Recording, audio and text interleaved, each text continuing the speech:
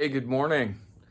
Well, this is an exciting day for me because I've been working on my assembly table station, basically workstation, for a couple days, and my shop in general for the past probably month, coming up with different ideas. And today's the day that I get to begin working on the top of this.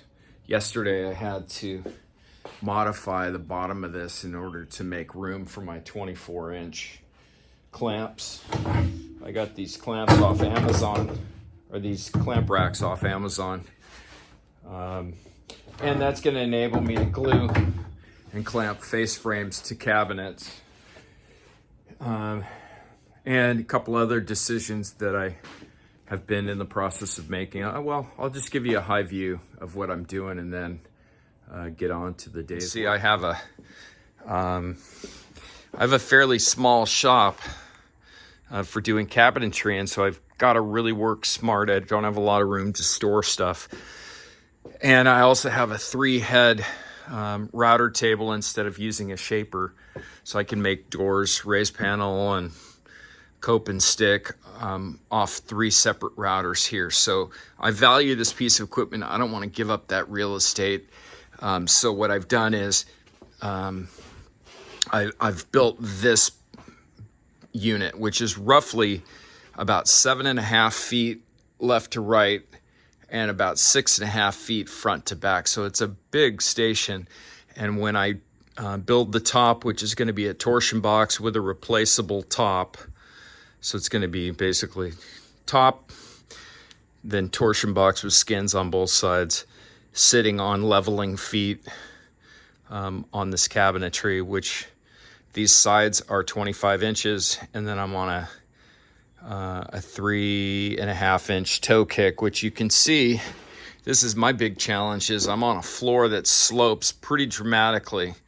It's level here, or I positioned it at this point, but you can see on the back side of my work surface station, look at the blocking at the bottom. I mean, that's how far it changes just in 6 feet. So that's a real challenge. I had to do the same thing on the MFT station that I have, where I cut my joinery and pocket hole and all that. See, it's totally flat there, and then you go to a slope there of over 1 inch, and that's just in that 7 feet right there. So it's always bugged me in this shop that I didn't have a level floor. I'm not about to get in here and try to level this floor. So the work surface that I stand on, whatever the floor, I covered it in plywood with 1/2-inch styro padding, which takes some of the impact and helps the knees and the legs, working on it for a long time. But yeah, this is the big picture. So stripped down the table saw, built this big platform. All these cabinets are roughly 2 foot by 2 foot, so 2 foot deep, 2 foot wide. You can see I've got them already drilled out for line holes, so I can have a shelf in there. Intentionally, I do not want drawers. And initially, I may not even use doors. My whole goal is just to have the clean top of my work surfaces so that I can just plow and build stuff. Now you can see that the thickness of this torsion box is going to make up for the difference between the surface of the table saw and the cabinets. So the table saw is level now. These platforms are level now, and you can see that torsion box is, plus the skin, is going to be about 4 inches thick, and it's going to have a 3-inch overhang. So it's going to be real nice once I get this thing done. But yeah, it takes a lot of planning. My clamps, in order to make them fit, I had to cut away the toe kick, and the torsion box is going to be held back around this corner. and then my top will be there. So it'll be fine. I don't know exactly what I'm going to use this storage area for. I'll probably use it for open cubbies, so that I can just reach in, grab a tool, work with it, and then put it back. That would be ideal. So anyway, that's the plan, and that's where I'm at today. So if you're wondering how this is going to actually work, here's the idea.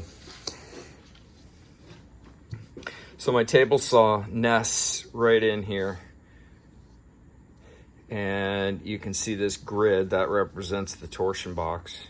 Now this is too big of an area to use with a single sheet of material, so I'm going to have them joined over this piece right here.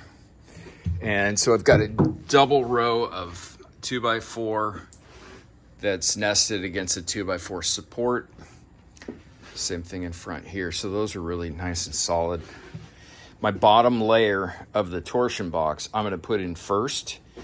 And what I'm going to do, so that I don't have to use levelers, is I'm going to use a T-nut, a bolt, and then a cap head nut.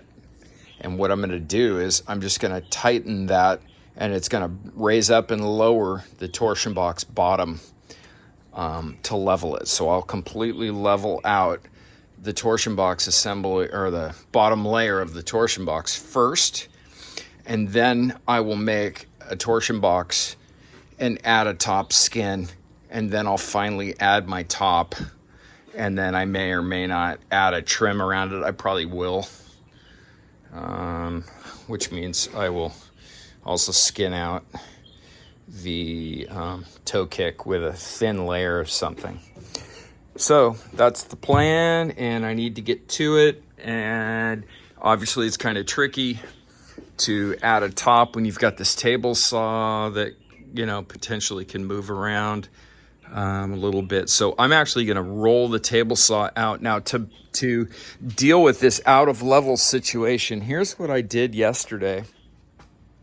The levelers on my table saw were not high enough that I could actually get my table saw to be completely level on this floor. What I did is I modified the foot, this caster foot. So I actually re-drilled into this steel piece, this side piece, and I made it so that it actually lifts the saw up higher. Then what I did is I got a spring, a half-inch bolt, a nut, and 2 washers. And the reason why I did that is because you can see, even though, like, if I push this right here, it just barely gets it up high enough.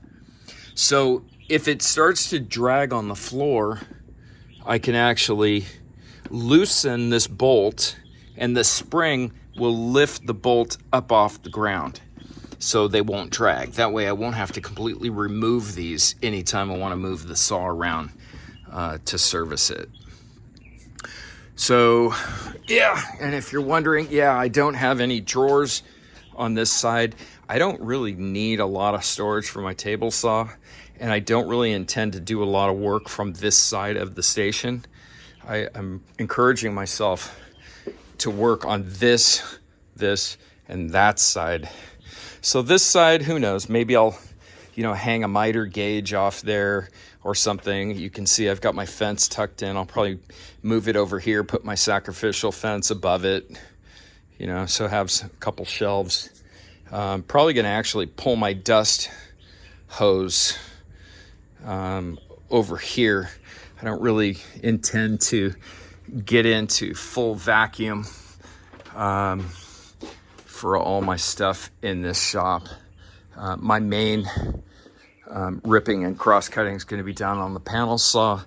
And then if I'm really having to get precise cut panels, I'll finish them up on the MFT because there I'm trimming very small amounts, making sure that they're true increments of 32 millimeters. So anyway, that's the big picture. And that's how it's going to go. And so this is how to build big cabinetry, built-ins in a small shop.